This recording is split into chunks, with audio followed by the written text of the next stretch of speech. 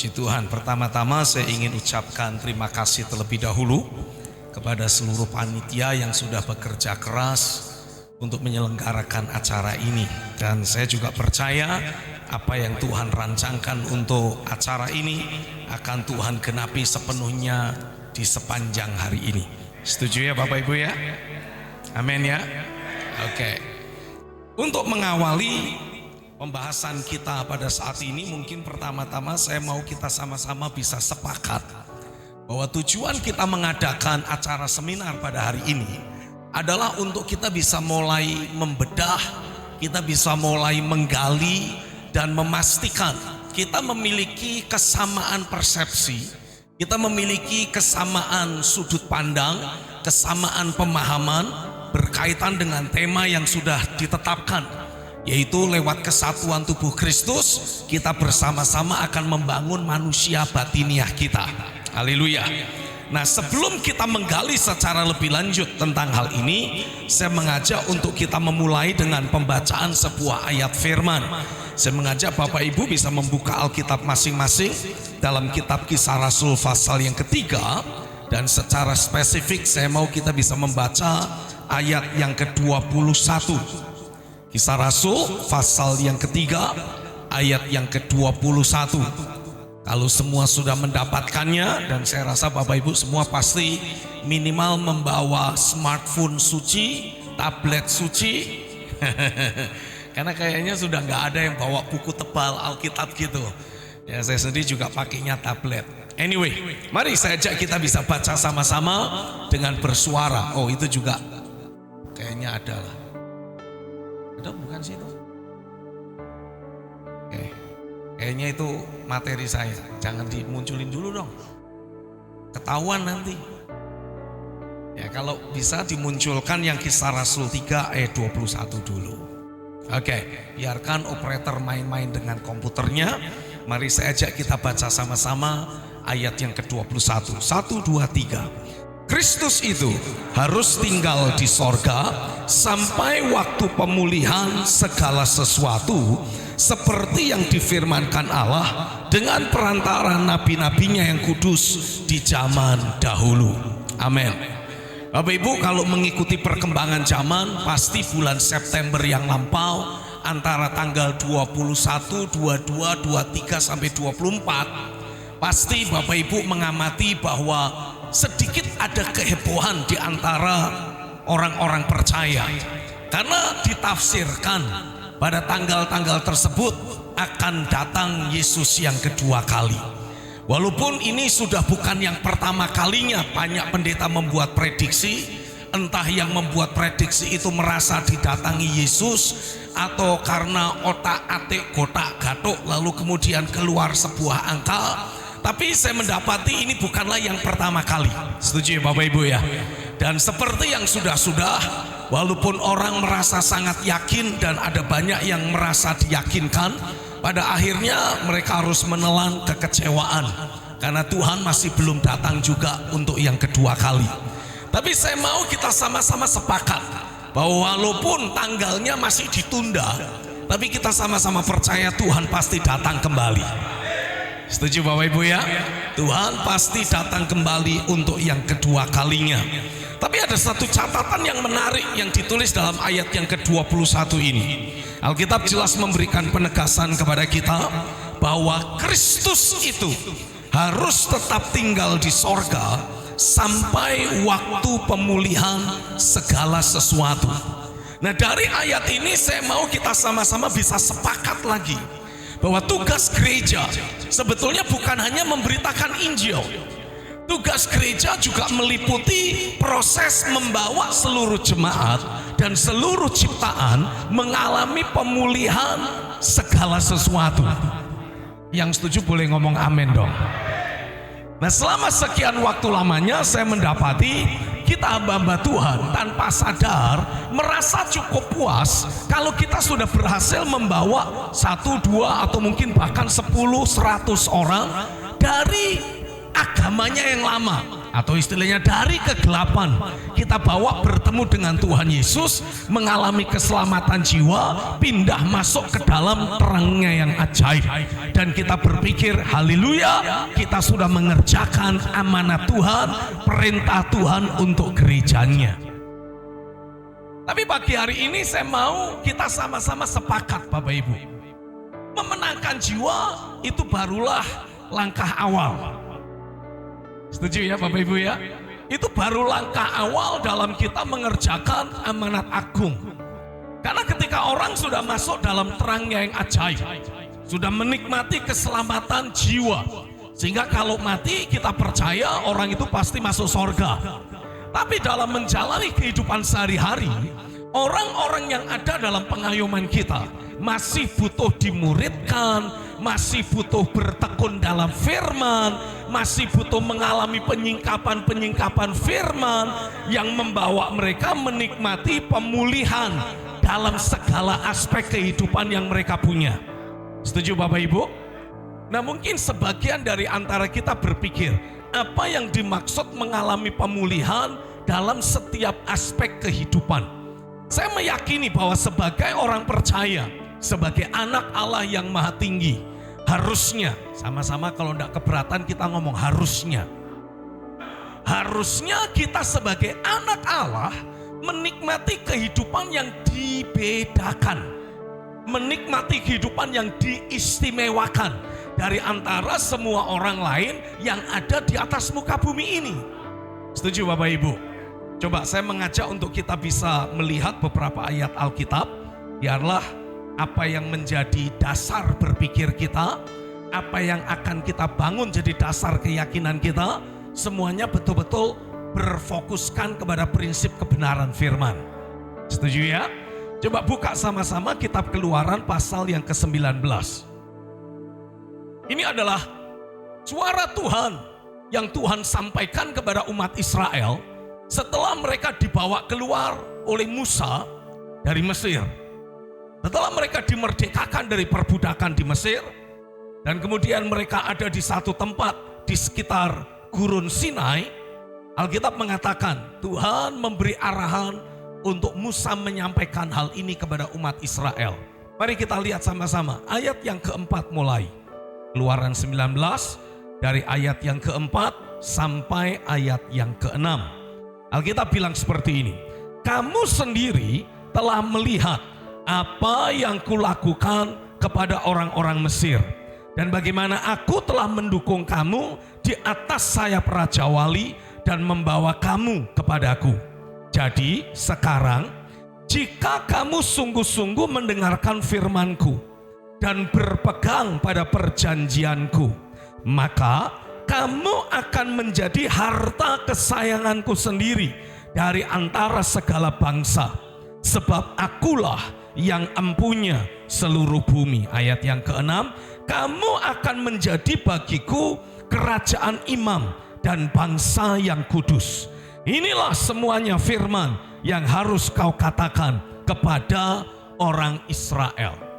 Nah, kemudian kita membaca di dalam perjalanan bangsa Israel, bahkan selama 40 tahun ketika mereka berputar-putar di padang gurun, kita melihat bagaimana Tuhan secara ilahi terus memelihara kehidupan orang-orang Israel secara ilahi dengan kedaulatan kuasanya. Setuju nggak Bapak Ibu? Dan kita sama-sama membaca dalam kitab 1 Korintus pasal yang ke-10, perjalanan orang-orang Israel yang dituliskan di dalam Alkitab.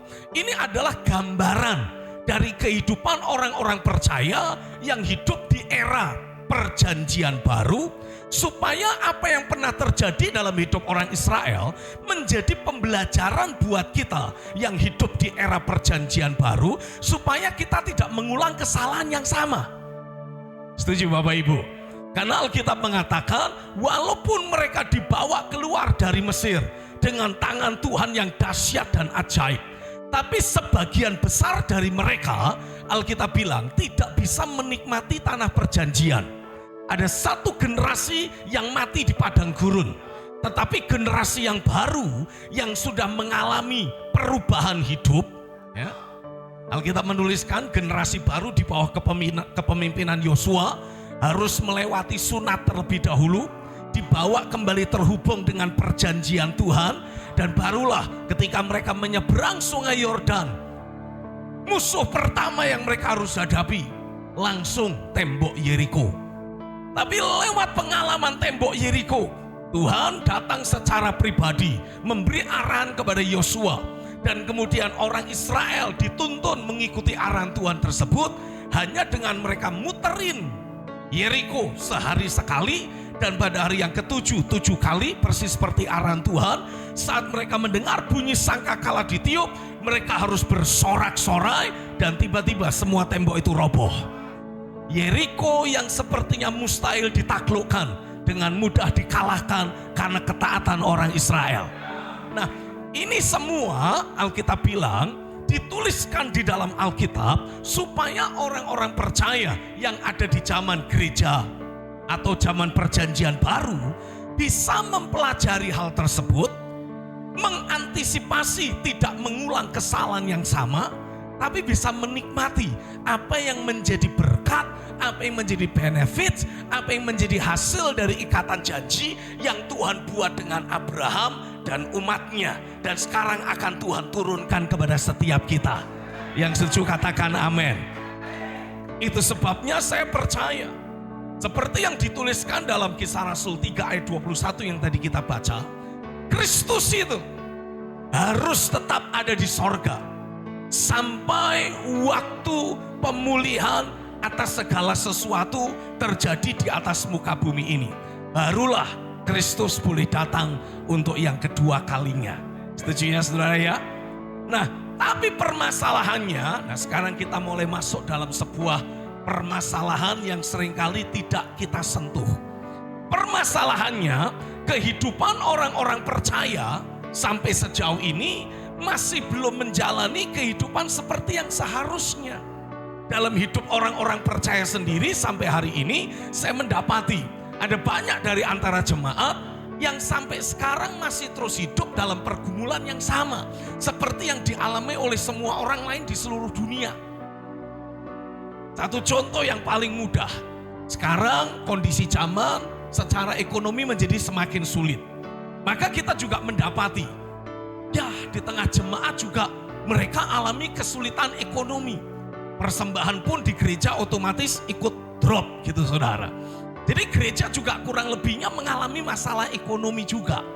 Lalu kita berpikir, ya namanya juga memang kondisi zamannya sedang jelek. Secara ekonomi lagi buruk, normal lah. Nah, kita menganggap hal itu sebagai sesuatu yang normal. Tapi kalau kita merujuk kepada apa yang Tuhan katakan, jika kamu sungguh-sungguh mendengarkan firman-Ku, berpegang pada perjanjian-Ku, kamu akan menjadi harta kesayangan-Ku sendiri. Nah, kita mendapati bahkan orang Israel ketika mereka menjadi tidak taat kepada Tuhan, Tuhan suruh untuk mereka menyeberangi sungai Yordan, merebut tanah perjanjian. Tapi mereka bilang sama Musa gini, Musa, sebelum kita nyeberang sungai Yordan, kita kirim 12 pengintai dulu. Nah, 10 pengintai pulang memberi berita buruk. Hanya 2 yang tetap percaya Tuhan akan berperang buat kita. Tuhan akan mengalahkan musuh-musuh kita. Tapi 10 yang lain beritanya adalah, wah, kita ini kayak belalang. Karena penduduk Kanaan itu raksasa-raksasa semua. Kita kayak belalang kecil. Apa yang kita bisa lakukan? Wah, seluruh bangsa komplain kepada Musa dan berkata, emangnya di Mesir kurang kuburan sampai kamu bawa kami kemari hanya untuk dimakan sama raksasa itu. Lalu akhirnya karena mereka tidak percaya, Tuhan harus terpaksa menghukum mereka muter-muter di padang gurun selama 40 tahun. Tapi perhatikan saudara, bahkan dalam ketidaktaatan mereka, pemeliharaan Tuhan terus nyata dalam hidup mereka. Tiap pagi, bilang tiap pagi. Tuhan tidak pernah terlambat menyediakan makanan buat Israel. Buka pintu kemah, langsung kelihatan ada mana di sana. Setuju ya? Nah, yang seringkali terjadi dalam hidup kita sebagai hamba-hamba Tuhan, termasuk jemaat kita tidak menikmati pemeliharaan Tuhan yang ilahi itu. Padahal harusnya itu merupakan bagian dari perjanjian Tuhan yang akan membuat kita menikmati kehidupan yang dibedakan. Setuju gak kira-kira saudara? Kita sibuk bergumul, bergulat hanya supaya kehidupan sehari-hari kita bisa kita jalani dengan layak. Istilahnya kerja keras hanya demi sesuap nasi. Apa bedanya kita dengan orang lain yang ada di luar sana? Mungkin kita berkata, lah Pak, kalau kita tidak kerja, kan Alkitab juga bilang, janganlah dia makan. Setuju, karena itu yang Tuhan katakan lewat Paulus. Tapi yang saya maksudkan adalah, sebagai seorang anak Allah, harusnya, bilang sebagai anak, harusnya kita selalu alami hidup kita diperhatikan, dipelihara secara ilahi oleh Bapa di sorga. Setuju ya Bapak Ibu ya? Dalam Injil Matius pasal yang ke-6 secara spesifik Yesus berkata apa? Jangan kamu khawatir. Kita suka nyanyiin lagunya. Jangan kamu khawatir, burung di udara dia pelihara. Jangan kamu khawatir, apa? Di padang dia hiasi. Jangan kamu khawatir, apa yang kau makan, minum, pakai. Jangan kamu khawatir, Bapa di surga memelihara. Pertanyaannya, berapa banyak dari jemaat kita yang betul-betul hidup bebas dari kekhawatiran? Atau bahkan berapa banyak dari antara kita sebagai hamba-hamba Tuhan hidup bebas dari kekhawatiran? Kadangkala kalau kita lihat hari Minggu kemarin kita hitung, dah jemaat kok yang datang mek separuh ya. Lalu kita tanya sama bendahara, gimana Brur? Wah Om,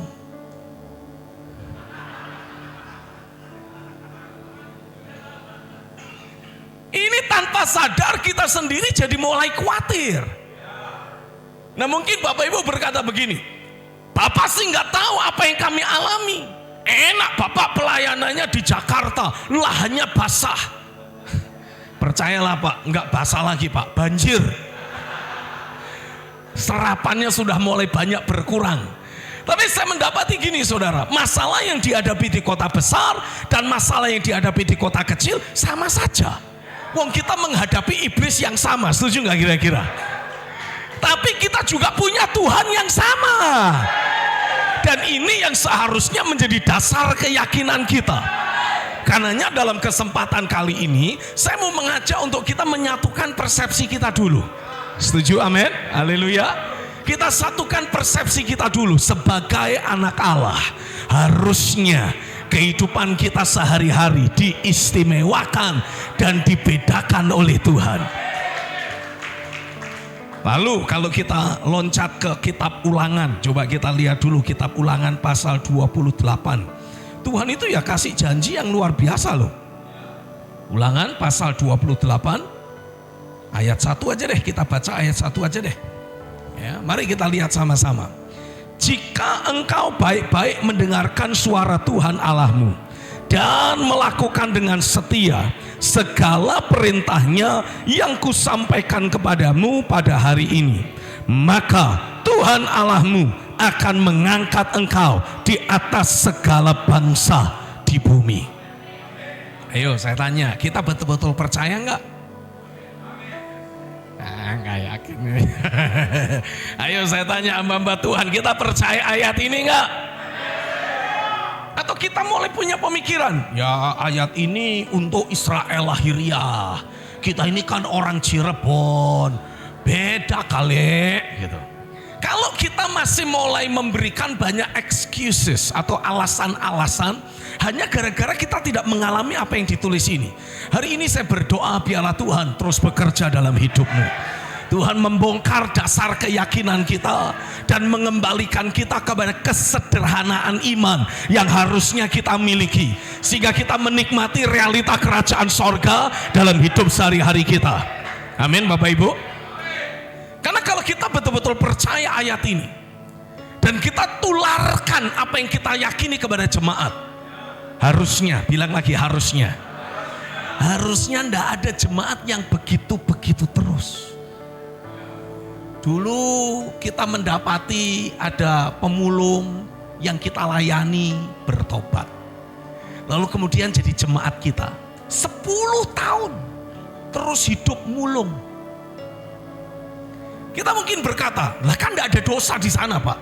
Kan itu pekerjaan yang mulia juga, daripada jadi pengemis lebih baik jadi pemulung. Yes. Tapi Alkitab menjanjikan, kalaupun you tetap mulung, minimal jadi presidennya pemulung gitulah kira-kira. Setuju ya saudara ya? Karena Alkitab mengatakan apa? Kalau kamu baik-baik mendengarkan suara Tuhan Allahmu, engkau mentaati arahan yang Tuhan beri dengan setia. Tuhan bilang, Tuhan Allahmu. Jadi Tuhan sendiri dalam kedaulatannya yang akan mengangkat engkau di atas segala bangsa di bumi. Jadi ini kelasnya internasional, bukan cuman kelas Cirebon, bukan cuman kelas mana itu Pantura doang, bukan cuman kelas Sumedang atau Tegal atau mana sih Pak, Losari, Brebes, Tanjung, enggak. Walaupun ada di Tanjung, tapi saudara akan punya kelas internasional. Oh, saya percaya itu yang seharusnya terjadi. Karena Alkitab bilang, jelas-jelas menulis, kalau engkau baik-baik mendengarkan suara Tuhan Allahmu, melakukannya dengan setia, segala perintah yang kusampaikan kepadamu pada hari ini, maka ini campur tangan Tuhan dalam kedaulatannya akan terjadi. Tuhan Allahmu akan mengangkat engkau di atas segala bangsa di bumi. Inilah wujud kita dibedakan. Inilah wujud kita diistimewakan Bapak Ibu. Tuhan akan selalu mendemonstrasikan kedaulatan kuasanya dalam kehidupan setiap umat pilihannya. Perhatikan bagaimana perjalanan orang-orang Israel selama mereka ada di padang gurun. Ingat, dalam ketidaktaatan mereka saja, Tuhan terus ikut campur tangan. Tuhan terus mendemonstrasikan kedaulatan kuasanya. Mereka haus, gak ada air. Minum air, loh kok pahit. Marah-marah. Musa doa sama Tuhan, Tuhan ini gimana? Israel ngamuk-ngamuk. Tuhan bilang, oke, kamu ambil satu batang pohon. Tuh sumber airnya dilempari pohon. Ketika dilempar, dah sekarang diminum. Wih, kok sudah berubah? Tidak pahit lagi, jadi manis. Di waktu yang lain, marah-marah lagi, nggak ada air. Musa kembali berdoa, Tuhan apa yang harus aku lakukan? Tuhan bilang, itu ada batu, pukul batunya. Dipukul dengan tongkat, beletak, tiba-tiba keluar air. Israel minum dengan puas. Mereka ngomel lagi, bosan aku, masa makan mana terus? Mana. Pagi mana, siang mana, sore mana. Lalu Israel komplain kepada Musa, kami pengen makan daging. Tuhan ngomong sama Musa, kasih tahu besok aku kirim daging sampai mereka muntah-muntah. Dan saudara tahu, yang dikirim apa? Burung puyuh. Ini satu-satunya binatang disebut dengan kata burung, tapi nggak bisa terbang. Tapi khusus di saat itu, Tuhan bikin burung puyuh bisa terbang. Nah pertanyaannya, itu puyuh dari mana? Untuk memberi makan kira-kira 3 juta orang di padang gurun. Nah, enggak tahu, mungkin dari peternakannya orang Mesir kali. Atau dari hutan-hutan mana Tuhan kumpulin, diekspor. Wah, dari Cirebon katanya. Tuhan kumpulin, diekspor. entah bagaimana bisa terbang sampai di atas perkemahan Israel, kemampuan terbangnya dicabut lagi sama Tuhan, berjatuhan seluruh perkemahan. Kedaulatan Tuhan terus nyata. Saya meyakini, harusnya, bilang harusnya, setiap kita sebagai hamba-hamba Tuhan termasuk jemaat menikmati kehidupan sehari-hari yang dibedakan, yang diistimewakan, sehingga keilahian Tuhan terus nyata. Kenapa kok seperti itu? Ya karena balik lagi, kalau kita membaca dalam Keluaran 19 ayat yang ke-6, Tuhan juga punya rencana. Kamu akan kujadikan bagiku kerajaan imam dan bangsa yang kudus. Masalahnya saat itu Israel tidak percaya Tuhan, tidak mau terus taat pada Tuhan. Mereka mendapati, lah Musa sudah di atas gunung 40 hari. Kita enggak tahu ini, masih hidup apa enggak nih. Lalu ngomong sama Harun, gini aja deh Harun, buatkan kami Allah. Nah, ini saya belajar sesuatu. Kalau orang yang selalu menghadirkan Tuhan tidak ada lagi di tengah-tengah umat, biasanya umat akan bikin Tuhannya sendiri. Itulah yang terjadi. Ngomong sama Harun, buatkan kami Tuhan. Lalu Harun bilang, ya udah gini aja deh, semua anting-anting emas dan sebagainya dikumpulin, dibuatlah anak lembu emas. Lewat peristiwa anak lembu emas, Tuhan terpaksa harus mengedit dan menunda rencana ini, menjadikan seluruh Israel menjadi kerajaan imam. Tapi lewat penebusan Kristus, haleluya. Bilang haleluya dulu dong. Lewat korban Kristus di atas kayu salib. Kalau kita membaca dalam 1 Petrus pasal yang kedua, pernyataan Tuhan yang sama disampaikan oleh Rasul Petrus. Kita baca kitab 1 Petrus pasal yang kedua. Saya mengajak kita baca dari ayat yang ke-6 dengan cepat. Atau ayat yang ke-5 dulu deh. Dengan cepat saya akan bacakan dari ayat 5 sampai ayat yang ke-9. Alkitab bilang seperti ini. Dan biarlah kamu juga dipergunakan sebagai batu hidup untuk pembangunan suatu rumah rohani, bagi suatu imamat kudus, untuk mempersembahkan persembahan rohani yang karena Yesus Kristus berkenan kepada Allah. Sebab ada tertulis dalam kitab suci, sesungguhnya aku meletakkan di Sion suatu batu yang terpilih, sebuah batu penjuru yang mahal, dan siapa yang percaya kepadanya tidak akan dipermalukan. Karena itu bagi kamu yang percaya, ia mahal, tetapi bagi mereka yang tidak percaya, batu yang telah dibuang oleh tukang-tukang bangunan telah menjadi batu penjuru, juga telah menjadi batu sentuhan dan suatu batu sandungan. Mereka tersandung padanya karena mereka tidak taat kepada firman Allah, dan untuk itu mereka juga telah disediakan. Tetapi, ayo baca sama-sama ayat 9 dengan keras. 1, 2, 3. Tetapi imamat yang rajani, bangsa yang kudus, umat kepunyaan Allah sendiri, supaya kamu memberitakan perbuatan-perbuatan yang besar dari Dia yang telah memanggil kamu keluar dari kegelapan kepada terangnya yang ajaib. Haleluya. Alkitab menegaskan, lewat korban Kristus, Tuhan kembali membawa setiap orang percaya untuk berfungsi menjadi imam-imam di hadapan Tuhan. Nah, ini bagian dari pemulihan segala sesuatu yang minta maaf sampai saat ini masih belum kita sentuh, Bapak Ibu.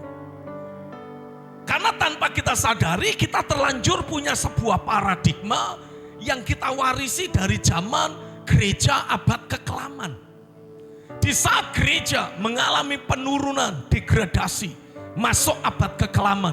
Pada saat itu Alkitab hanya bisa dibaca oleh orang-orang tertentu yang sudah sekolah seminari. Karena Alkitab pada waktu itu hanya dibaca atau ditulis dalam bahasa Latin. Tidak semua orang ngerti bahasa asing. Jadi jemaat cuma sekedar manggut-manggut diceritain oleh pendetanya.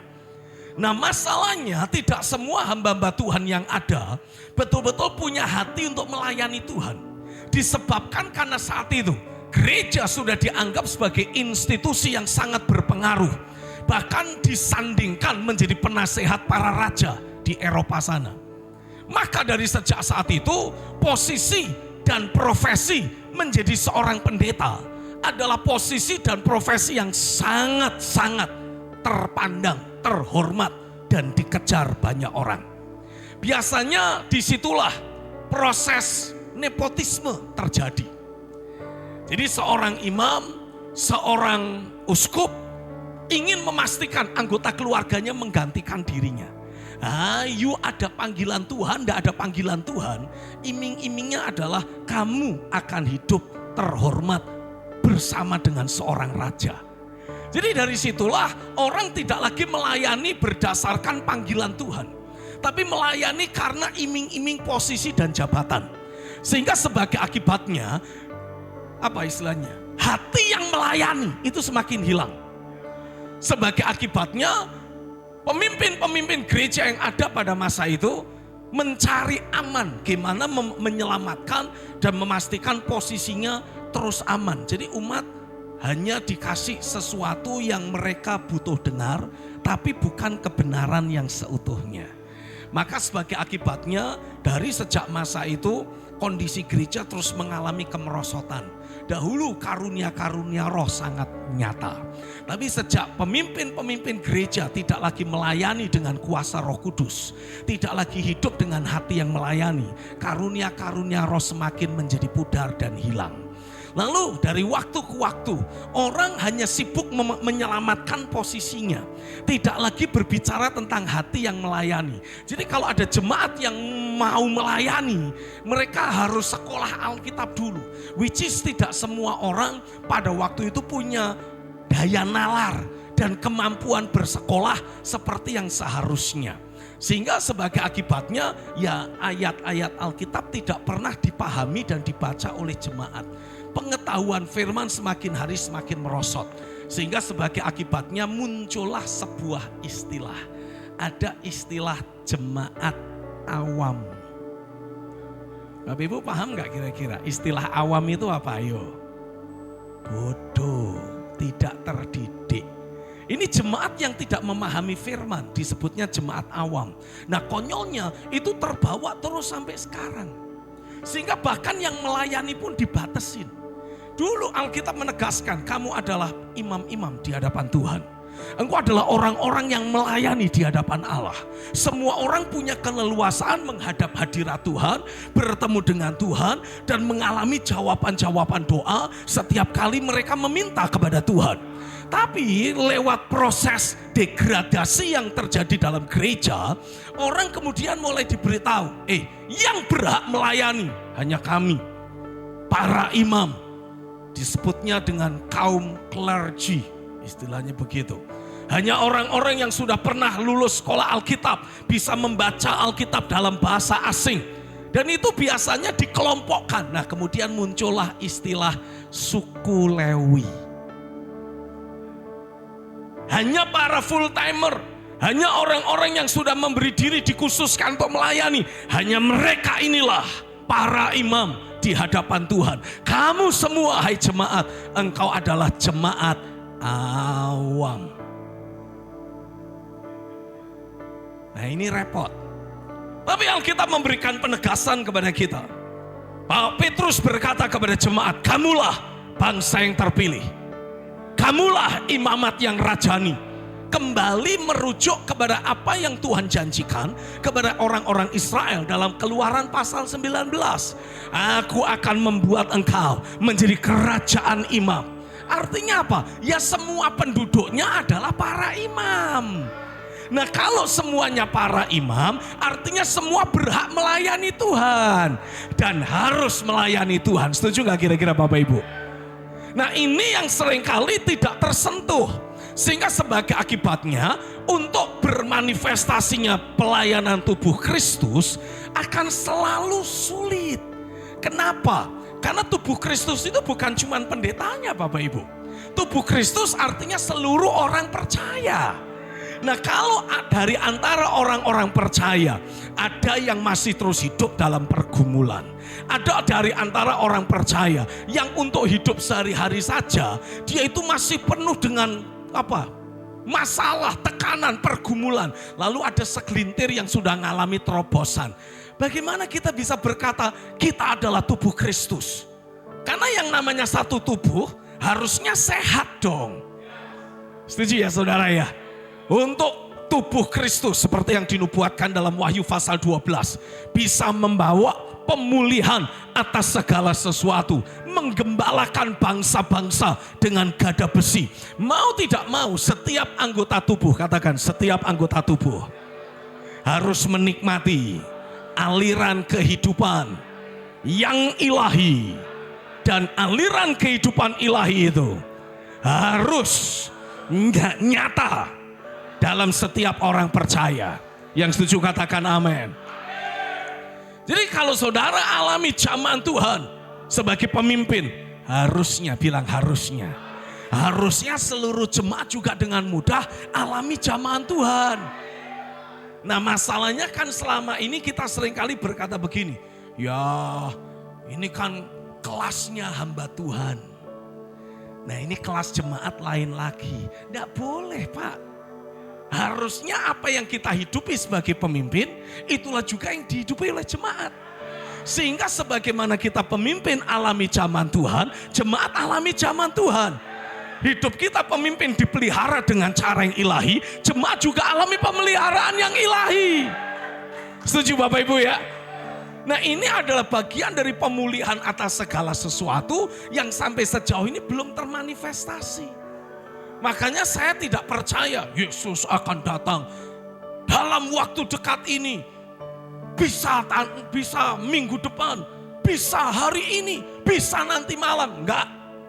Saya dengan yakin berkata malam ini tidak akan datang Tuhan. Bapak terlalu percaya, terlalu berani. Ya enggak, tandanya jelas kok. Loh tanda-tanda mengatakan di hari-hari terakhir akan datang perang. Loh kalau cuma perang dari zaman dulu juga udah ada perang Pak.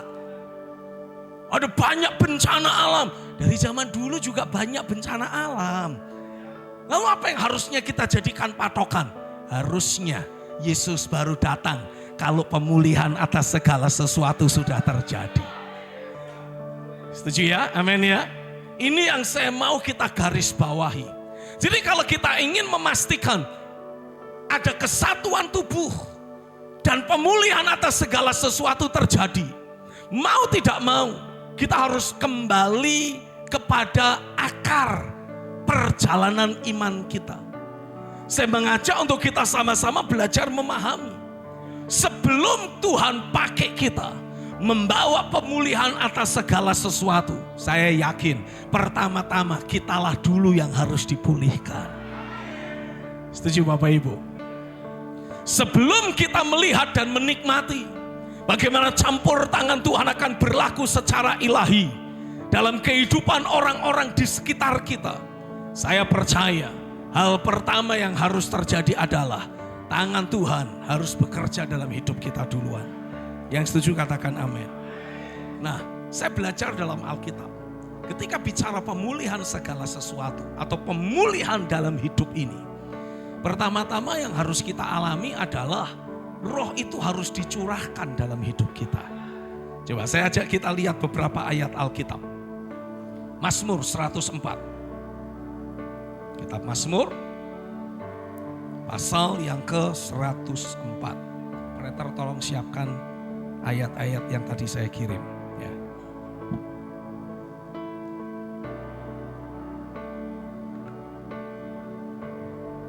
Ayat yang ke-30. Mazmur 104 ayat 30. Alkitab menulis seperti ini. Apabila engkau mengirim rohmu, mereka tercipta, dan engkau membaharui muka bumi. Sekilas kalau kita baca hanya seperti ini. Jadi kemudian saya coba cari ayat-ayat pembanding yang lain dari translation atau terjemahan Alkitab yang lain. Nah saya membaca dalam terjemahan Firman Allah yang hidup, FAYH. Ditulisnya seperti ini, ayat yang sama, Mazmur 104 ayat 30. Kemudian engkau mengirimkan rohmu, maka lahirlah hidup yang baru untuk membaharui semua yang hidup di bumi. Tadi kita baru menyentuh tentang permasalahan hidup sehari-hari.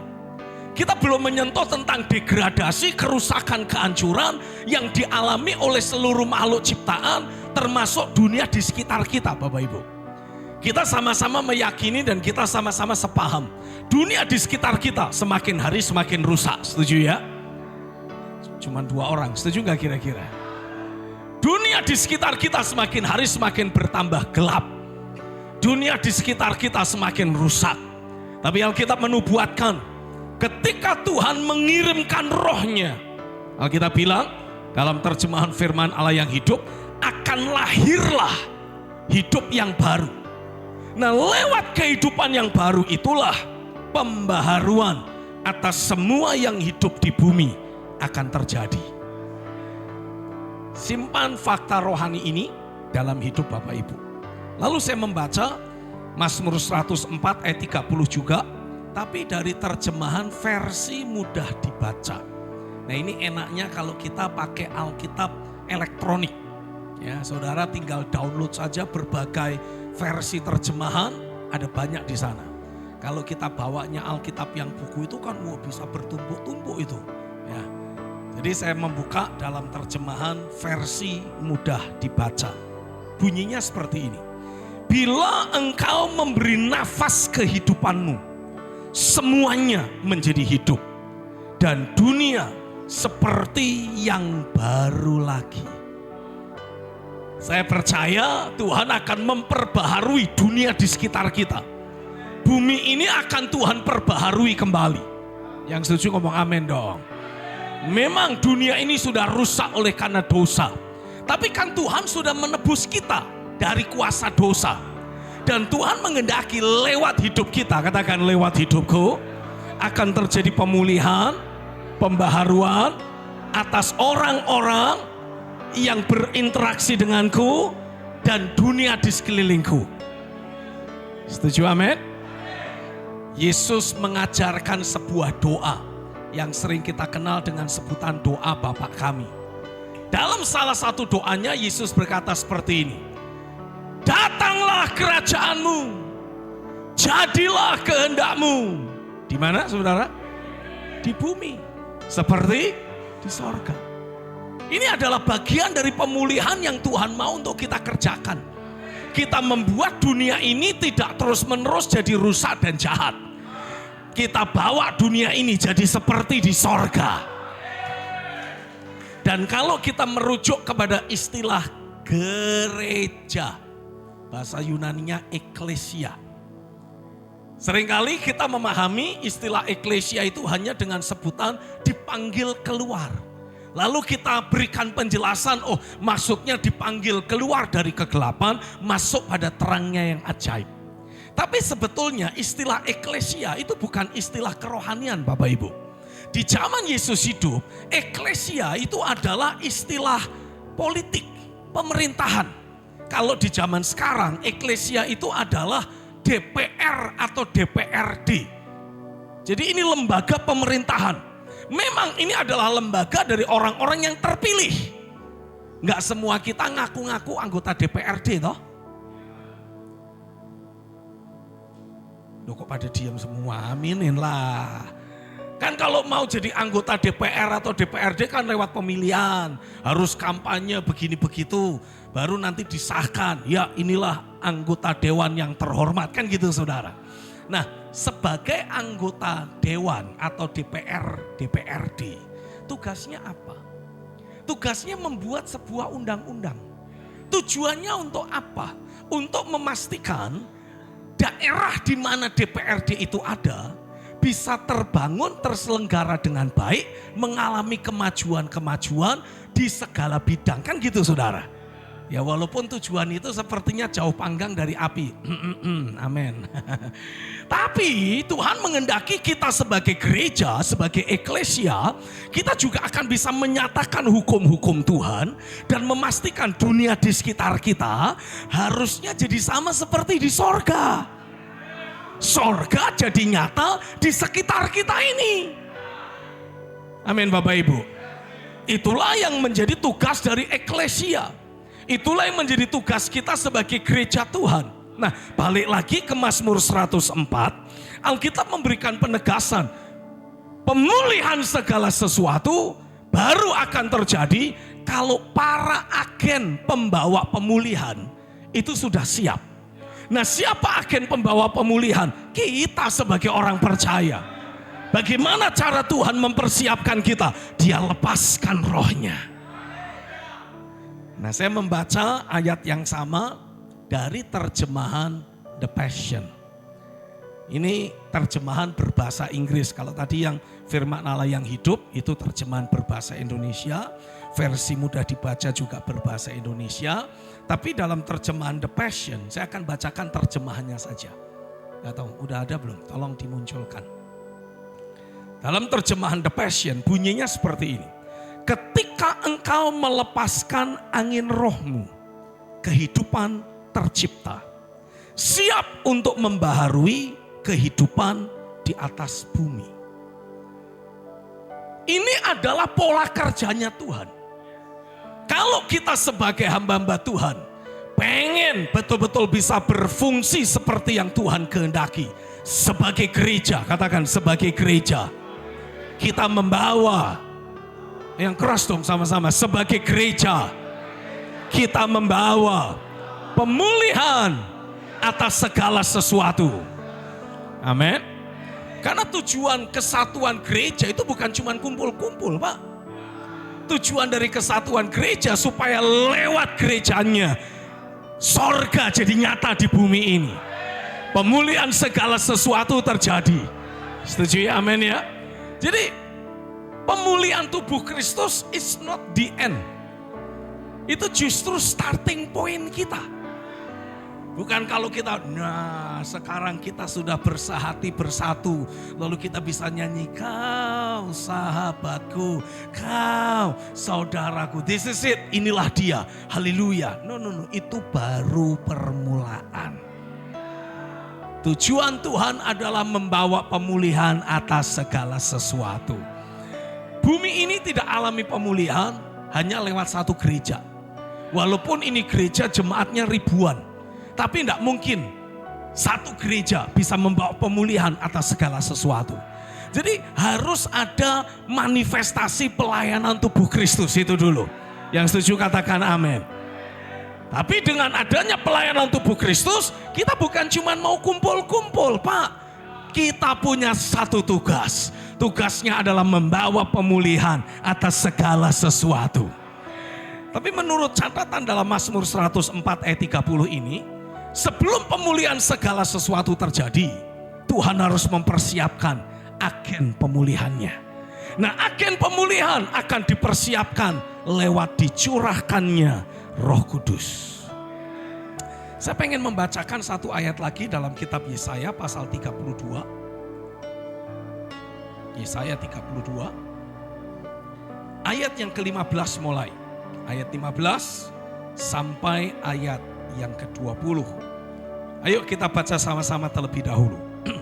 Sampai dicurahkan kepada kita roh dari atas, maka padang gurun akan menjadi kebun buah-buahan. Dan kebun buah-buahan itu akan dianggap hutan. Di padang gurun selalu akan berlaku keadilan. Dan di kebun buah-buahan akan tetap ada kebenaran. Di mana ada kebenaran, di situ akan tumbuh damai sejahtera. Dan akibat kebenaran ialah ketenangan dan ketenteraman untuk selama-lamanya. Bangsaku akan diam di tempat yang damai, di tempat tinggal yang tentram, di tempat peristirahatan yang aman. Hutan akan runtuh seluruhnya dan kota akan direndahkan serendah-rendahnya. Berbahagialah kamu yang boleh menabur di segala tempat di mana terdapat air, yang dapat membiarkan sapi dan keledainya pergi kemana-mana. Saya membacakan ayat ini dalam terjemahan The Passion. Lalu kita baca terjemahannya sajalah ya. Terjemahan dalam bahasa Indonesianya, coba tolong operator. Saya udah kasih. Ini memang terjemahan yang kurang lazim di Indonesia. Tapi ini sedang mulai marak di mana-mana. Terjemahan The Passion. Nah, dalam terjemahan The Passion ayat 15 sampai ayat yang ke-20, Bunyinya seperti ini. Ayo seberapa Bapak Ibu bisa membaca? Ayo kita baca sama-sama. 1, 2, 3. Kehancuran itu tidak akan berakhir sampai roh dicurahkan ke atas kita dari sorga. Maka padang gurun akan berbunga menjadi kebun yang berbuah lebat. Dan pohon-pohon di kebun itu akan bertumbuh menjadi hutan. Maka keadilan akan tinggal di padang gurun dan kebenaran akan diam di kebun yang berbuah lebat. Pekerjaan kebenaran adalah damai sejahtera, dan hasil dari kebenaran adalah ketenangan dan keyakinan untuk selama-lamanya. Umatku akan hidup bebas dari kekhawatiran di rumah-rumah yang aman, di tempat perhentian yang tenang. Sekalipun hujan es merusak hutan dan kota diratakan, kamu akan tetap berbahagia dan diberkati ketika menaburkan benihmu di sepanjang setiap aliran air dan membiarkan lembu serta keledaimu makan dengan bebas. Haleluya. Jadi lewat ayat-ayat ini saya belajar dan saya mau membagikan kepada Bapak Ibu untuk kita jadikan sebagai pemahaman bersama di antara kita. Bahwa kita gereja Tuhan sudah ditetapkan untuk membawa pemulihan atas segala sesuatu. Dan ketika gereja Tuhan berfungsi seperti yang seharusnya, maka pada saat itulah kita akan melihat bagaimana Roh Kudus yang dicurahkan dalam hidup kita akan mengalir dan menjangkau, menjamah kehidupan banyak orang. Alkitab menubuatkan dalam kitab Yoel pasal yang kedua, mungkin dengan cepat saya akan bacakan buat setiap kita.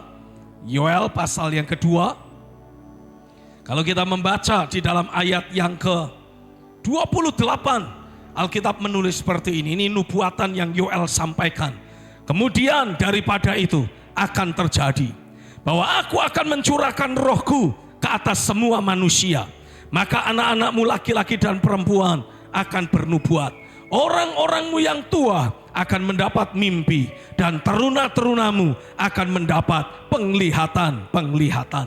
Ini adalah nubuatan yang Yoel sampaikan, digenapi dalam Kisah Rasul pasal yang kedua. Kita sama-sama bisa membaca Kisah Rasul pasal yang kedua. Dalam ayat yang pertama sampai ayat yang ke-13 diceritakan bagaimana orang-orang percaya berkumpul di satu tempat. Dan ketika mereka berdoa bersama-sama, Roh Kudus dicurahkan seperti yang dinubuatkan oleh Nabi Yoel. Lalu dalam ayat yang ke-14 Alkitab menceritakan Petrus berdiri meresponi omongan dari orang-orang Yahudi yang kebetulan berasal dari berbagai negeri asing kumpul di Yerusalem. Mereka bisik-bisik dan bilang, wah ini mereka lagi pada mabok ini. Padahal hari baru jam 9 pagi, udah mabok. Nah Petrus berdiri dan berkata, inilah yang dinubuatkan oleh Nabi Yoel. Apa yang dinubuatkan oleh Nabi Yoel? Mengkonfirmasi apa yang dinubuatkan oleh Nabi Yesaya.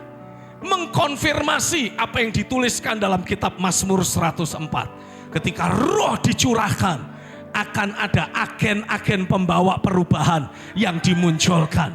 Nah ketika agennya sudah siap, lewat agen itulah perubahan akan mulai terjadi. Yang setuju katakan amin Bapak Ibu.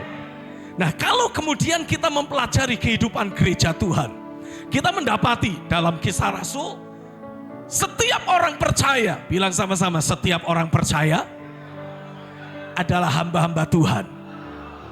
Setiap orang percaya, ayo ngomong sama-sama yang keras, setiap orang percaya dipakai Tuhan luar biasa. Setuju amin? Nah ini harusnya menjadi barometer awal, harusnya menjadi patokan pertama yang kita semua sebagai hamba-hamba Tuhan harus perhatikan. Apakah sampai sejauh ini seluruh jemaat yang kita layani sudah bangkit dalam kuasa Roh Kudus, sudah dipakai Tuhan seperti yang seharusnya, memiliki keterhubungan dengan Tuhan secara nyata, hidupnya dibedakan dan diistimewakan dari antara orang-orang lain yang ada. Kalau kalau kita mendapati jemaat masih sering jatuh bangun dalam dosa, sepertinya tidak ada bedanya dengan kehidupan mereka dahulu saat belum menjadi jemaat kita. Bedanya hari Minggu ke gereja. Kalau hari yang lain nipu orang, hari Minggu nipu pendeta dan Tuhan. Nah, jangan sampai itu yang terus terjadi. Setuju gak kira-kira?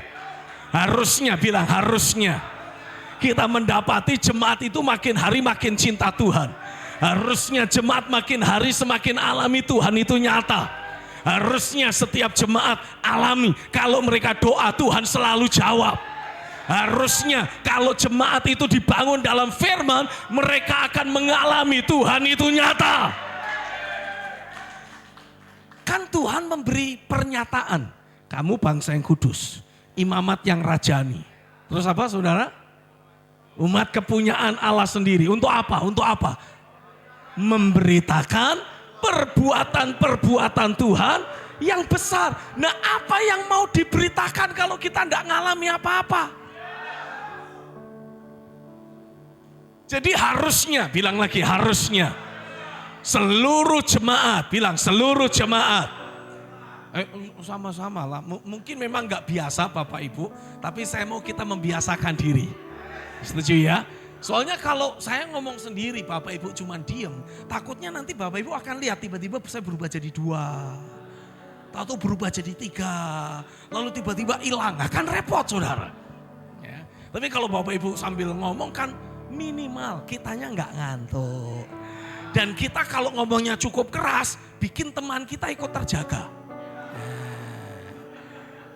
Setuju ya, setuju ya, setuju ya. Ayo coba ngomong sama-sama, harusnya setiap jemaat selalu alami Tuhan itu nyata. Dan tiap hari terus bekerja dengan firman dan rohnya. Setuju ya? Nah kalau kayak gini kan jadi hidup, enggak tidur. Nah ketika seluruh jemaat selalu alami, ada pekerjaan firman, ada pekerjaan roh. Minimal. Mereka itu selalu alami hidup sehari-hari mereka itu dikuasai damai sejahtera. Ada masalah, tidak ada masalah, tidak menjadi masalah buat mereka. Karena damai sejahtera ilahi terus menguasai hidup mereka.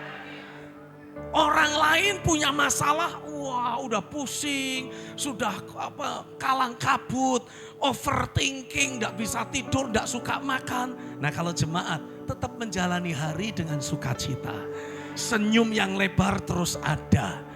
Ya, kalau saya mengingat kesaksian dari jemaat hamba-hamba Tuhan di era tahun 1960-an, tahun 1970-an, ketika hidup itu masih sangat sulit. Mereka selalu punya kesaksian begini, saya bersyukur katanya. Memang sepertinya kami tidak hidup dengan baik. Belum tahu besok lusa akan makan apa. Tapi kami percaya Tuhan selalu membela. Lalu kami berdoa, itu selalu menjadi kesaksian mereka. Dan tiba-tiba ada orang yang ketok-ketok pintu. Waktu dibuka tidak ada orangnya, tapi ada bontotan di sana. Ada kantong plastik isinya makanan. Mereka melihat pemeliharaan Tuhan terjadi secara ilahi. Tuhan memelihara hidup mereka dengan cara yang luar biasa. Ada banyak kesaksian-kesaksian yang mereka bisa ceritakan. Nah itulah perbuatan besar yang dari Tuhan. Yang setuju ngomong amin dong. Nah kita itu dipanggil untuk memberitakan perbuatan Tuhan yang besar.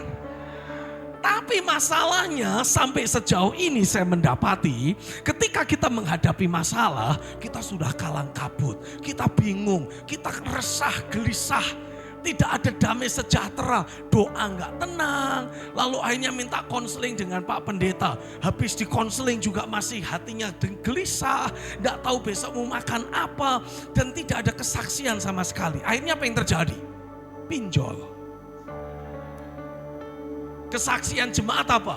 Haleluya, kami punya masalah ekonomi dan tiba-tiba selesai di dalam nama pinjol. Nah kan repot kalau gitu saudara. Nah nanti tidak berapa lama mereka punya masalah lagi, utangnya berbunga-bunga terus. Bunga berbunga sampai berbuah. Muncul pohon yang baru gitu saudara. Kan repot kalau seperti itu. Nah saya percaya inilah waktunya, bilang inilah saatnya.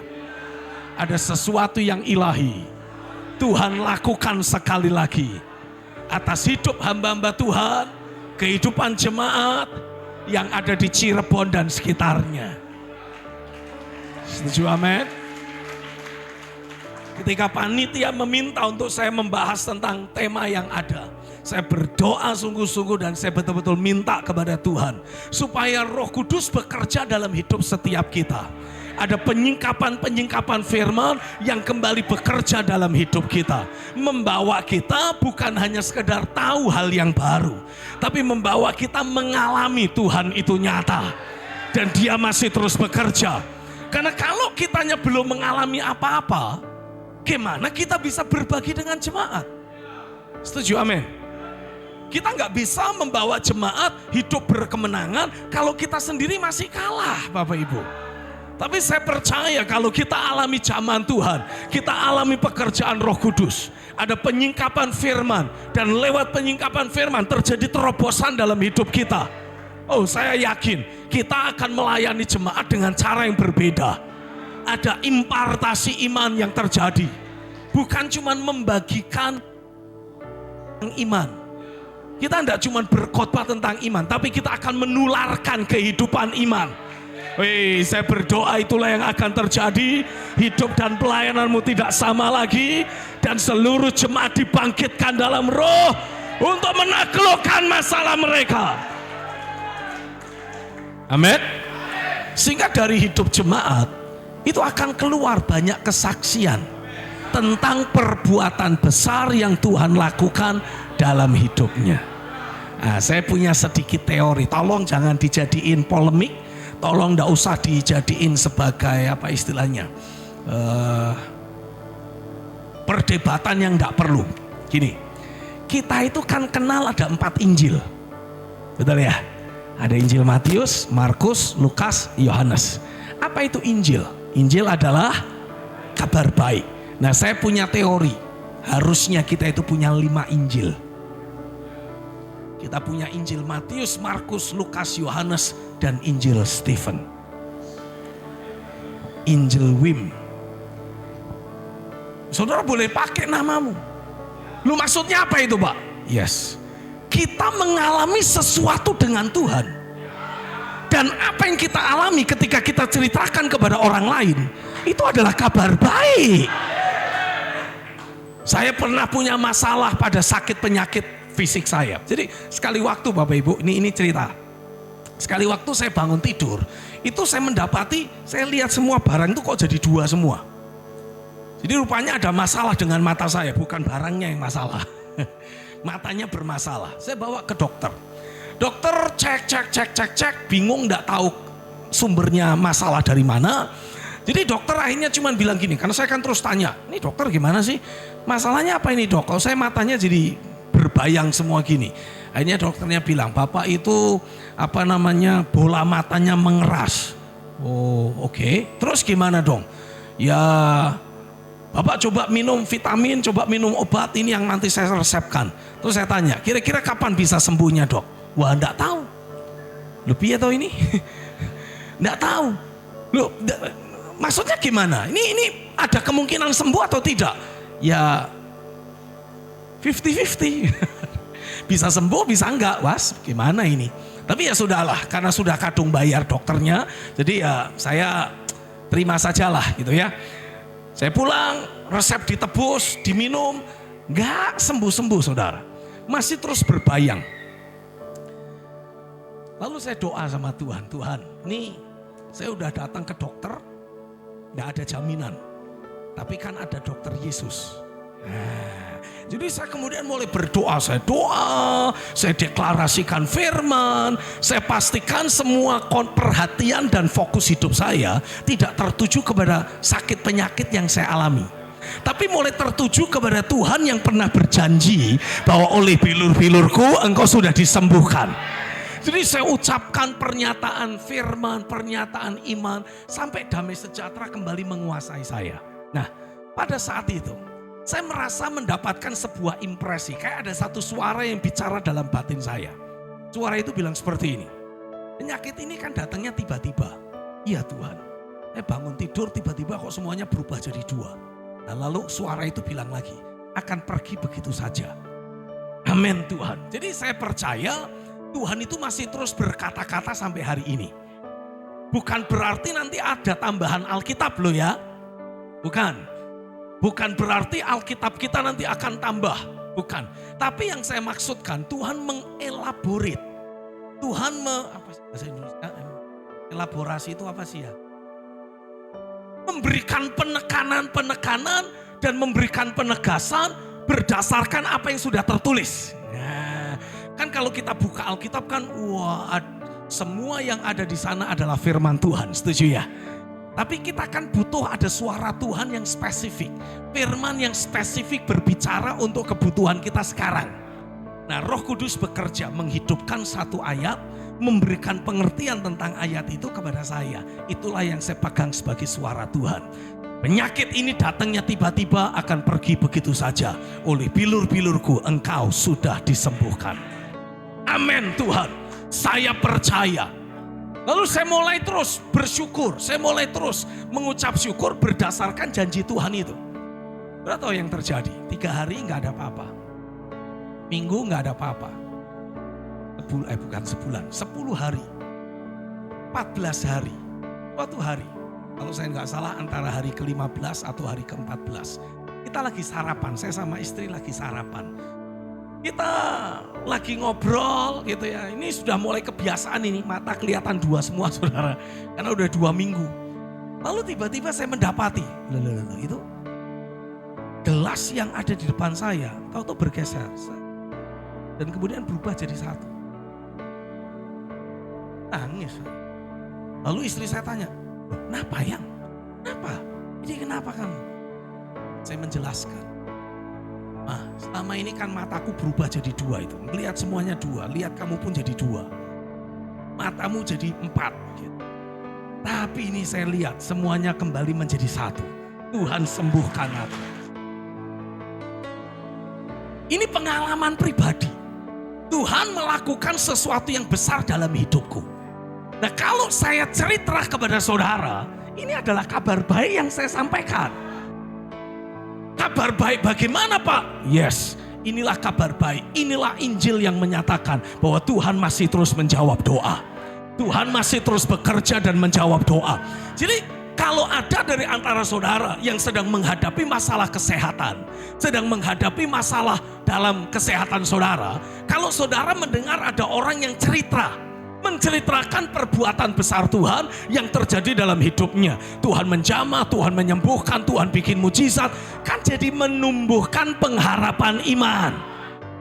Setuju Bapak Ibu?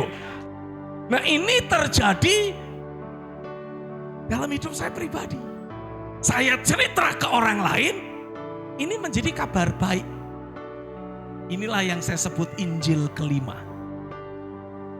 Apa yang menjadi perbuatan Tuhan dalam hidupmu? Itulah kabar baik yang kau bisa ceritakan ke orang lain. Menyatakan Tuhan itu hidup, Tuhan itu nyata, Dia masih terus bekerja. Nah ini harusnya dialami juga oleh jemaat. Jemaat alami kesembuhan, jemaat alami mujizat. Harusnya itu terus muncul sebagai kesaksian dari tengah jemaat. Yang setuju katakan amin. Nah saya mau cerita satu kesaksian tentang jemaat. Masih ada waktu. Jadi jemaat ini sekali waktu ketika ada di gereja. Jadi kisahnya dalam salah satu ibadah. Tuhan itu seperti memberitahukan kepada saya bahwa dari sejak momen hari itu Tuhan akan membuat banyak mujizat keuangan untuk terjadi di tengah jemaat. Jadi itu kita deklarasikan, itu kita doakan, dan itu kita beritahukan ke seluruh jemaat. Nah waktu itu saya suruh jemaat ambil, ayo jemaat ambil semua dompetmu, kita doa. Setelah kita mendoakan dompet jemaat, akan terjadi mujizat keuangan. Kita nggak bikin persembahan patangan, enggak saudara. Kita langsung pulang. Tapi rupanya dari sejak saat itu, mulai muncul banyak kesaksian-kesaksian. Ini salah satu contohnya. Jadi ada ibu-ibu jemaat, di dompetnya itu cuma ada 1 lembar uang 100.000. Hanya 1 lembar. Dia pergi belanja kan, ketika dia belanja kan yang 100.000 itu kan berkurang gitu ya. Lalu dapat kembalian kan gitu saudara. Nah dia pokoknya dia bayar, dia simpan sisa uangnya, dia belanja lagi, dia bayar, dia simpan lagi sisa uangnya. Nah setelah semua selesai, dia pulang ke rumah. Sampai di rumah Bapak Ibu, dia hitung lagi duitnya. Kan tadi cuma selembar tuh, sekarang sudah berlembar-lembar. Tapi kan pecahan semua, dihitung tetap 100.000. Dia sampai pergi ke pasar lagi. Dia tanya semua pedagang yang ada. Betul ya, aku udah bayar ya? Sudah. Kamu kembaliannya sekian. Betul. Tidak ada yang salah. Nah, itu salah satu mujizat yang pernah dialami. Dia belanja, sudah dibayar semua, duitnya tidak berkurang. Bapak. Dari sini kita bisa tahu, Tuhan itu lebih hebat dari mamon. Tuhan lebih hebat dari semua masalah keuangan. Kalau memang butuh, Tuhan bisa bikin. Nah mujizat kayak gini, ini tidak terjadi sekali. Terjadinya berkali-kali dalam hidup beberapa jemaat, cukup banyak lah. Sampai ada yang punya kesaksian agak lebih spektakuler. Dia kebetulan ya punya usaha cukup diberkati. Dia mau setor di ATM. Jadi kan ada ATM yang setoran, setor tunai. Jadi dia setor dan duit sudah ngitung. Lalu kemudian buku banknya di print. Lalu setelah buku banknya keluar, tidak berapa lama masih bunyi lagi. Lalu duit yang sama itu muncul lagi. Ambil jemaat ini. Lalu dia telepon sama kepala cabang bank yang ada di sekitar situ. Dia cerita, oh enggak apa-apa Pak, itu biasa itu. Paling nanti dalam kurun waktu 1 kali 24 jam, itu koreksian akan terjadi. Jadi dana Bapak itu akan berkurang lagi. Karena dia cerita, ini sudah masuk di rekeningku loh. Tambah loh, tapi duitnya kok balik. Oh enggak apa-apa, itu biasa kadangkala terjadi begitu. Nah ini sudah 1 kali 24 jam, tidak ada koreksian. 3 kali 24 jam, tidak ada koreksian. Sudah sebulan, tidak ada koreksian. Cara Tuhan memberkati bisa 1001 cara saudara. Lalu ini lebih unik lagi, ada jemaat cerita gini. Itu kebetulan uangnya terbatas. Jadi dia ketika ke pasar beli ayam potong gitu saudara, yang di filet itu, potong-potong. Lalu dia bilang gini, ayamnya kecil-kecil ya, dikit lagi. Ya memangnya cuma segitu ya sudahlah. Dia lanjut belanja yang lain, dia pulang ke rumah. Apa yang terjadi? Tidak tahu bagaimana itu ayam yang tadi dipotong-potong kecil-kecil, filet tadi, sampai di rumah jadi gede-gede. Ini ayamnya siapa? Kok bisa berubah gede-gede? Tapi ini menjadi sebuah kesaksian. Nah kalau saya pendeta yang ngalami mungkin orang bilang gini, ya kan Bapak kan pendeta, deket sama Tuhan, kan gitu saudara. Imannya besar, imannya kuat. Nah sementara kan biasanya jemaat bilang, kami kan jemaat biasa, iman kecil, iman lemah, kan gitu saudara. Nah ini kalau yang ngalami mujizat jemaat. Jemaat lain mau tidak mau akan terpacu.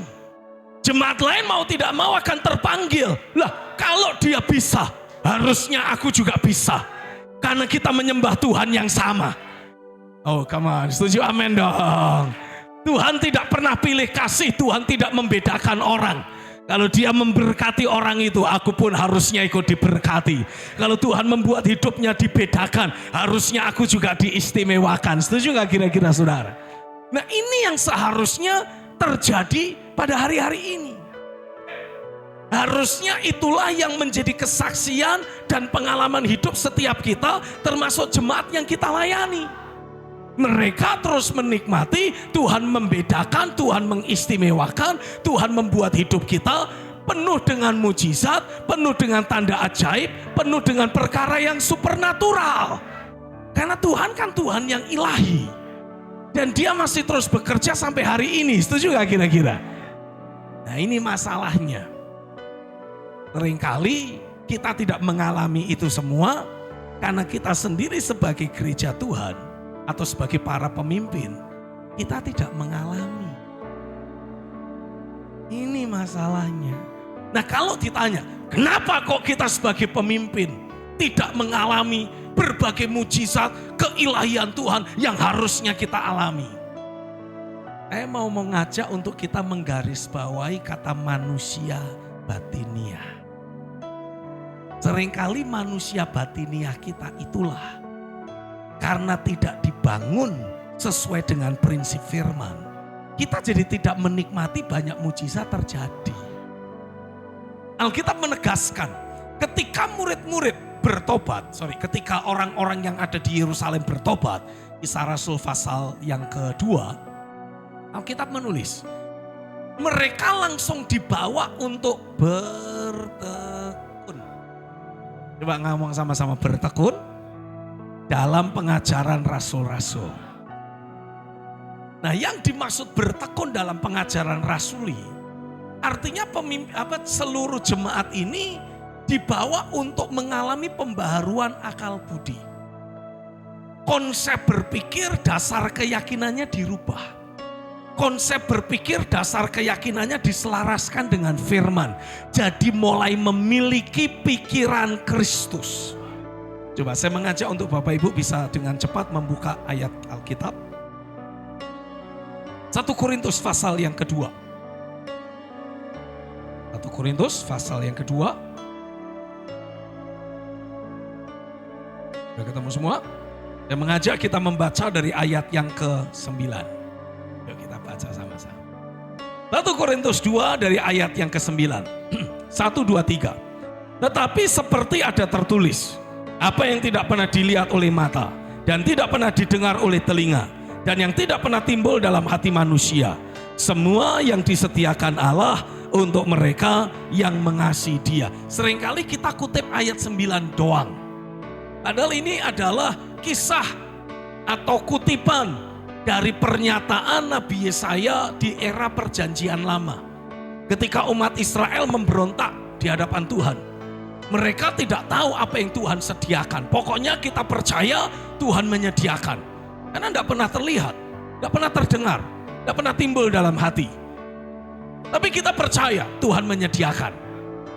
Tapi walaupun saudara percaya Tuhan menyediakan, kalau belum terlihat, belum disingkapkan oleh roh, belum terdengar, Roh Kudus belum menyingkapkan apapun dalam hati kita, ya kita tidak akan menikmatinya. Coba kita baca ayat berikutnya, ayat 10. Karena kepada kita, ini Bapak Ibu masih bisa bertahan gak nih? Bisa ya? Beberapa menit lagi baru boleh break. Nah, coba kita baca dulu ayat 10. Kita baca dengan keras, 1, 2, 3. Karena kepada kita Allah telah menyatakannya oleh roh. Sebab roh menyelidiki segala sesuatu, bahkan hal-hal yang tersembunyi dalam diri Allah. Langsung loncat saja ayat yang ke-13. Karena kami menafsirkan hal-hal rohani kepada mereka yang mempunyai roh.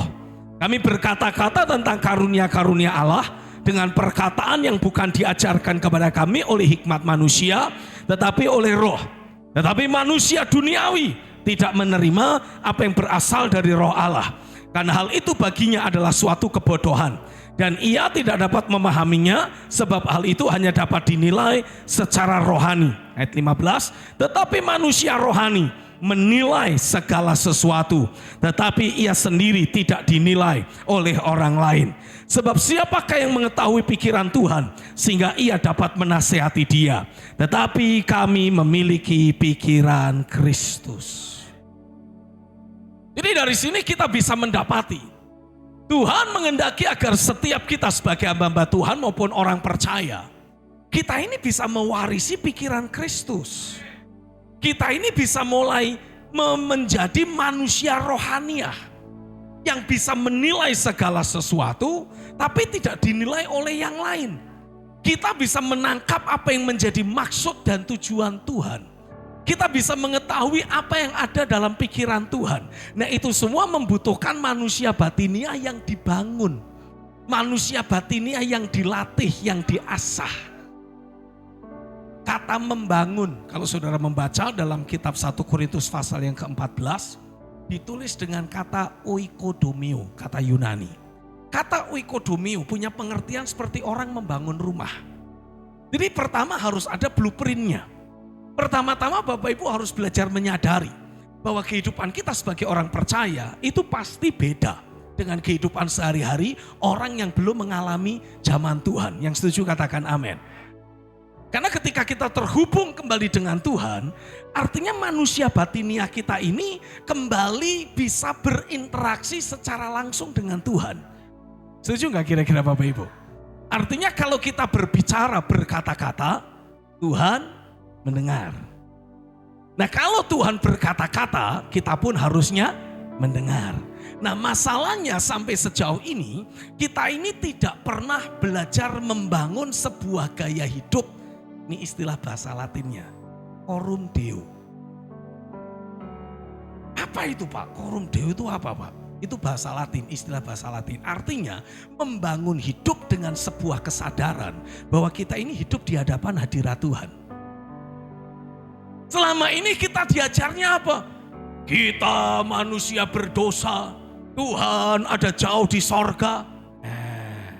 Padahal sejak kita bertobat, Yesus menebus kita, kita jadi ciptaan baru, Tuhan itu udah tidak betah lagi tinggal di sorga. Dia itu pengennya tinggal di dalam kita. Nah, kesadaran bahwa kita menjalani hari-hari kita dengan Tuhan hidup di dalam kita, inilah yang saya sebut dengan istilah membangun manusia batiniah. Saudara itu tidak hidup terpisah dari Tuhan lagi. Yang setuju ngomong amin dong. Kita ini mendapati sebagai orang percaya, sorga itu sudah di dalam kita. Bapa ada di dalam kita. Amin, amin, amin. Sehingga kita pun mewarisi pikiran Kristus. Kita menilai segala sesuatu dari sudut pandang sorga. Coba deh sebelum kita break saya pengen ajak kita membaca dua ayat lagi. Satu Injil Yohanes, oke. Yohanes pasal yang ke-14. Dan tolong kami. Haleluya. Yohanes pasal yang ke-14. Kita baca ayat yang ke-21. Ketemu semua? Ayo dengan keras kita baca sama-sama. Barang siapa memegang perintahku dan melakukannya, dialah yang mengasihi aku. Dan barang siapa mengasihi aku, ia akan dikasihi oleh Bapa-Ku, dan aku pun akan mengasihi dia dan akan menyatakan diriku kepadanya. Jadi harusnya kalau kita terus hidup mencintai Tuhan, kita terus melakukan perintah Tuhan, harusnya akan selalu ada pernyataan Tuhan dalam hidup kita. Tuhan itu menjadi nyata dalam kehidupan sehari-hari kita. Ada kesadaran dalam pikiran dan hati kita bahwa Tuhan itu terus mendampingi kita, menyertai kita, bahkan tinggal di dalam kita. Amin Bapak Ibu. Itulah yang dimaksud dengan membangun manusia batiniah. Ada sebuah kesadaran ilahi yang menyatakan bahwa Tuhan itu selalu bersama kita, ada di dalam kita, dan bersama-sama kita menghadapi apapun juga. Jadi Bapak Ibu tidak menghadapi masalah sendiri. Engkau menghadapi masalah apapun dengan Tuhan di dalam dirimu.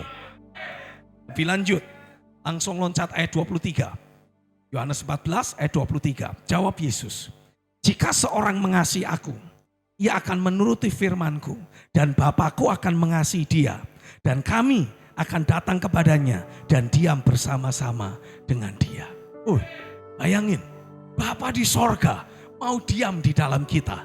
Kalau Roh Kudus kan memang sudah dihembuskan ada di dalam kita. Bahkan firman hidup itu ada di dalam kita.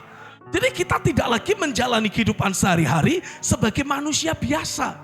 Nah inilah yang menjadi materi dasar, materi awal yang menjadi alasan jemaat di jemaat zaman gereja mula-mula menjadi jemaat yang dipakai Tuhan luar biasa. Mereka terus alami banyak mujizat, terus alami peristiwa supernatural karena mereka dibawa bertekun dalam pengajaran rasul-rasul.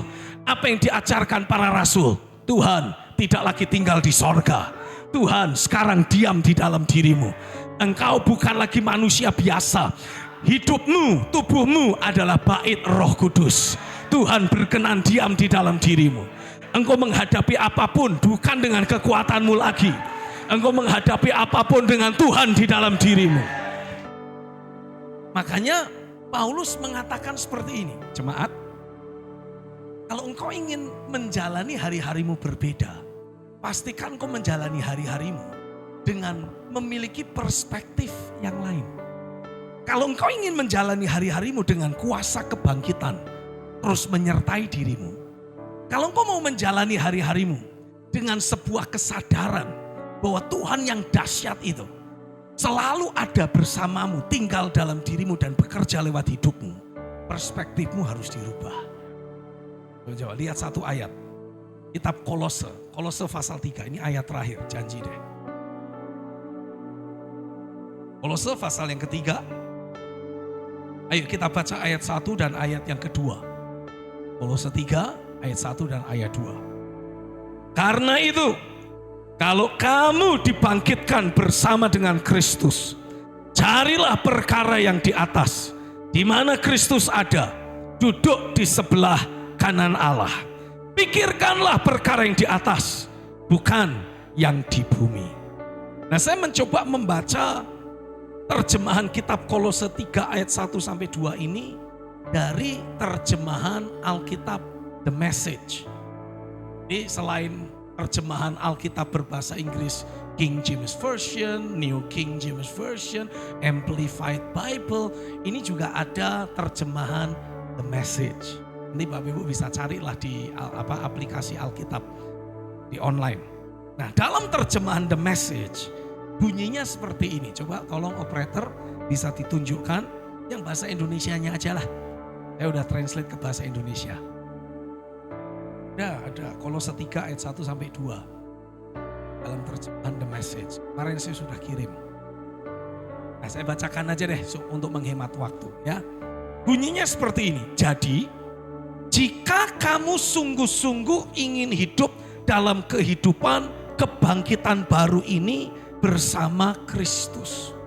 Jadi lewat ayat ini, lewat kalimat ayat tadi, kita mendapati ada orang-orang Kristus menjalani kehidupan sehari-harinya, orang Kristen menjalani kehidupan sehari-harinya dengan membawa kuasa kebangkitan Kristus. Tapi ada juga orang-orang Kristen menjalani hidup sehari-harinya tanpa kuasa kebangkitan Kristus. Nah, Paulus dalam terjemahan The Message menyatakan seperti ini.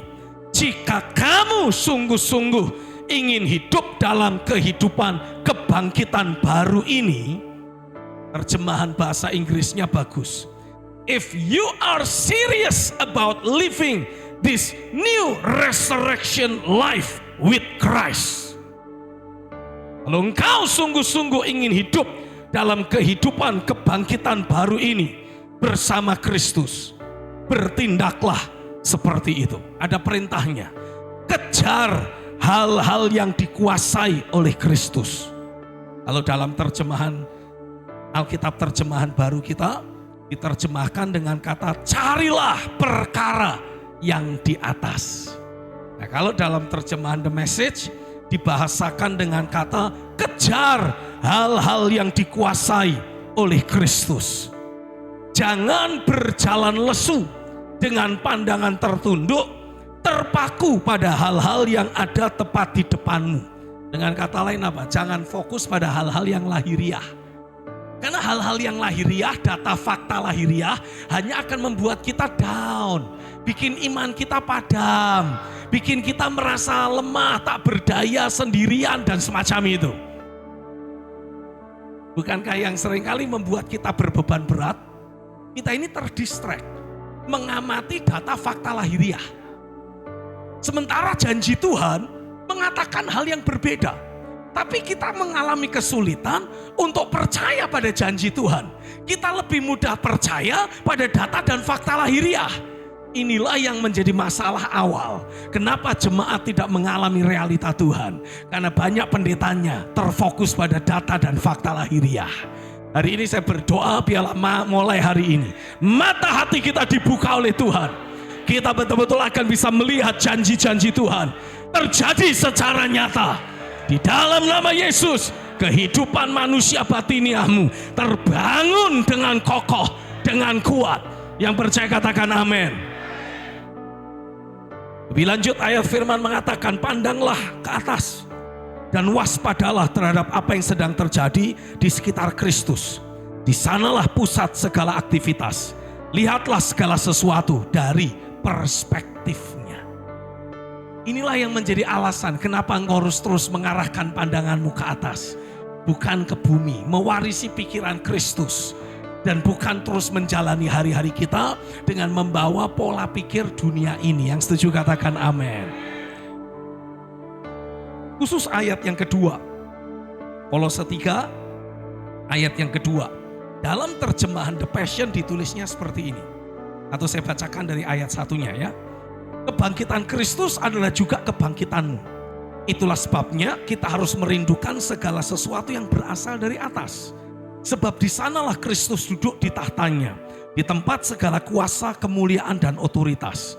Kolose 3 ayat yang kedua, terjemahan The Passion bunyinya begini. Nikmatilah semua harta karun dari alam sorgawi. Dan penuhilah pikiranmu dengan realitas-realitas sorgawi. Dan bukan dengan hal-hal yang mengalihkan perhatian dari dunia alami. Dari sini kita belajar, ternyata ada yang dimaksud dengan realitas sorga. Dan itu baru akan dinikmati kalau kita terus membangun manusia batiniah kita. Kita tidak lagi menjalani hari-hari di atas muka bumi ini dalam keterbatasan dan kelemahan. Tapi kita akan menjalani hari-hari kita di atas muka bumi ini dibedakan dan diistimewakan oleh Tuhan. Yang setuju katakan amin. Saya percaya inilah yang seharusnya kita alami dalam hidup kita. Nah, karena waktu mungkin saya harus stop di sini dulu. Nanti di session berikut baru kita akan membahas bagaimana kita terus membangun manusia batiniah kita.